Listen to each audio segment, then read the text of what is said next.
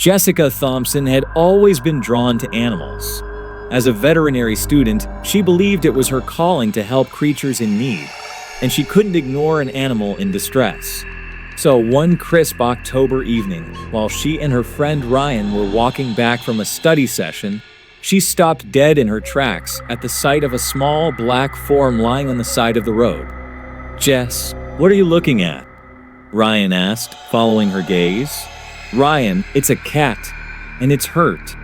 Jessica stepped closer, noticing the creature's jet black fur gleaming eerily under the streetlights. But what really caught her attention were the cat's vivid green eyes, which seemed almost human in their intensity, even as they reflected pain. The cat tried to stand, but staggered, hissing softly in discomfort. Jessica knelt beside it, her heart breaking at the sight of the poor thing. Its front and back paws were tightly bound with a strange red thread, now stained with blood. A shiver ran down Jessica's spine as she realized how tightly the thread was wound, as if someone had deliberately tried to injure the cat. "Who would do this?" she murmured. "Jess, it's probably just some animal," Ryan replied, though he sounded unconvinced. "Let's get going. It's late." But Jessica shook her head. Ignoring Ryan's sigh, she gently untied the red thread, wincing as the cat whimpered in pain. She pulled a small cloth from her bag, wrapping the animal's wounded paws with gentle hands. Then, with a quiet resolve, she gathered the cat into her arms. "Come on, little one. Let's get you fixed up," she whispered to the cat, which leaned against her, exhausted but calm. Ryan watched her, half amused, half worried. "Jess, you can't just bring it home. Your mom's not exactly an animal lover." "I'll keep it until it's healed," Jessica replied, her voice leaving no room for argument. "She'll understand." When Jessica brought the cat inside, her mother, Alice, shot her a withering look. Alice was a practical woman who ran a tight household and didn't particularly enjoy unexpected animals appearing at her doorstep. "Jessica, I thought we talked about this," she said, crossing her arms. "Mom, I couldn't just leave her out there. She was injured, and someone hurt her intentionally." Jessica placed the cat on a small blanket on the kitchen floor. "I promise, just until she's better." Alice sighed, giving the cat a wary glance. The black cat lay still, its green eyes watching them both, unblinking and almost knowing. Something about the cat's gaze made Alice shiver, but she waved it off. "Fine, but as soon as she's better, she goes outside." No exceptions. Jessica set up a small bed for the cat in the laundry room, complete with a bowl of water and some food. But the cat seemed uninterested, gazing blankly at the bowl before curling up on the blanket. Jessica watched it for a moment, a strange unease settling in her chest. She couldn't shake the feeling that there was more to this animal than met the eye. That night, as she lay in bed, Jessica was startled by a noise, a faint scratching coming from downstairs. She sat up, straining to hear, but the sound was gone as quickly as it had started. Dismissing it as her imagination, she drifted back to sleep. In her room across the hall, Alice was awoken by the soft creak of a door, followed by what sounded like claws scratching against wood. Her heart pounded as she glanced at her bedroom door, wondering if Jessica had left the cat loose in the house. But before she could get up to investigate, the scratching stopped. The house was silent once more.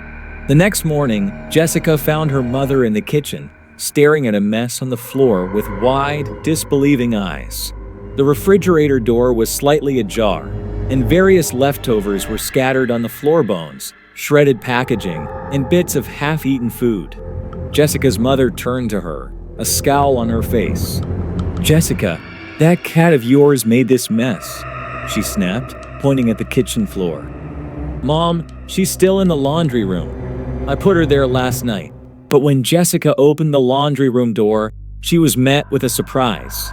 The black cat was indeed sitting in her makeshift bed, her green eyes staring up at Jessica with an expression that seemed almost smug. There was no sign she had left the room at all. Confused and slightly unnerved, Jessica returned to her mother. "She couldn't have done this, Mom. She was in the laundry room all night."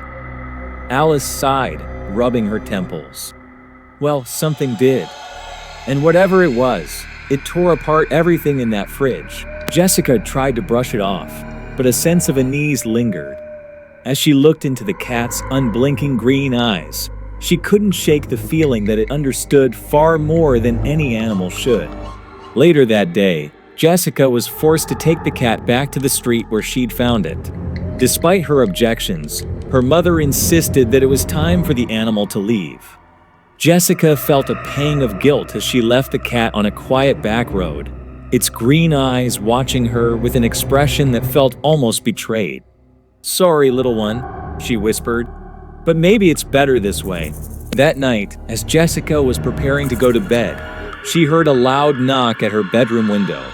Her heart skipped a beat as she glanced toward the window, where the silhouette of a small creature appeared, illuminated by the faint glow of a streetlight.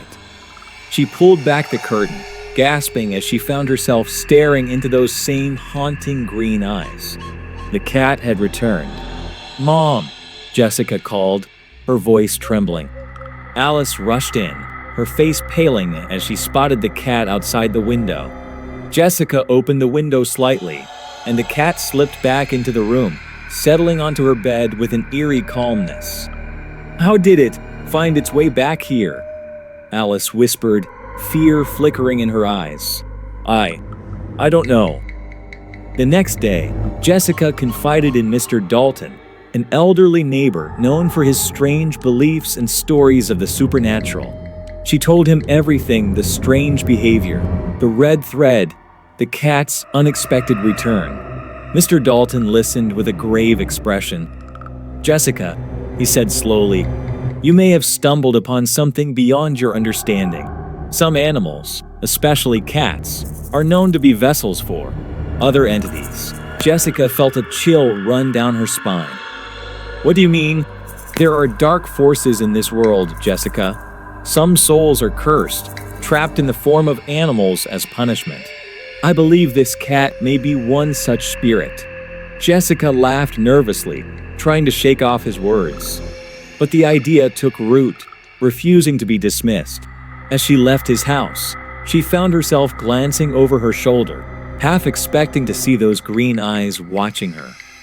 That night, Jessica awoke to a soft sound, a faint whisper, like someone calling her name.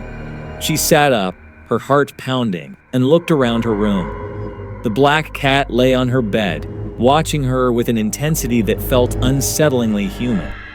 Then, to her horror, it spoke.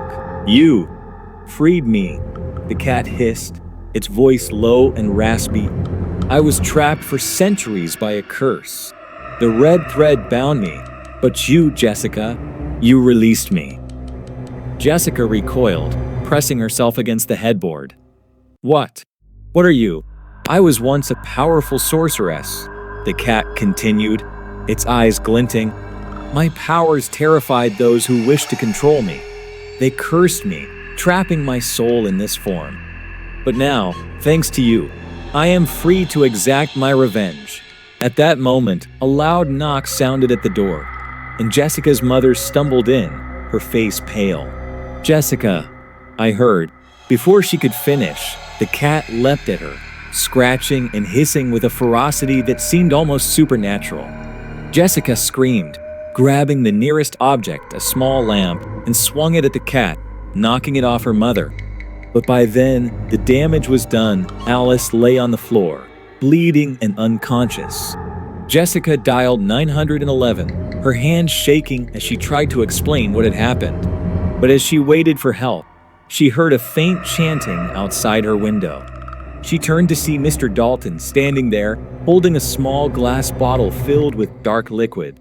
He muttered words she couldn't understand, his gaze locked on the cat. "Jessica, step away from it," he shouted, his voice commanding.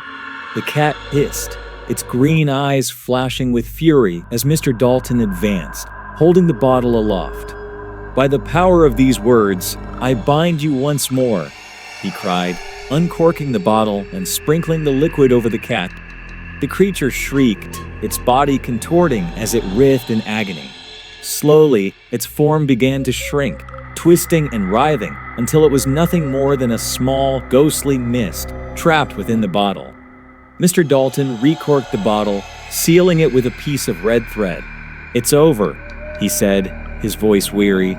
"The spirit is trapped once again." Jessica slumped against the wall, relief flooding her as she realized the nightmare was finally over. But the memory of the cat's green eyes, filled with malice and anger, would haunt her forever. After that night, Jessica avoided black cats. Even the sight of a stray on the street was enough to send a shiver down her spine. She knew, deep down, that some things were better left untouched, and that some creatures were more than they appeared. And in a small, locked cabinet in Mr. Dalton's home, a tiny glass bottle sat on a shelf, its contents swirling with a faint, ghostly mist.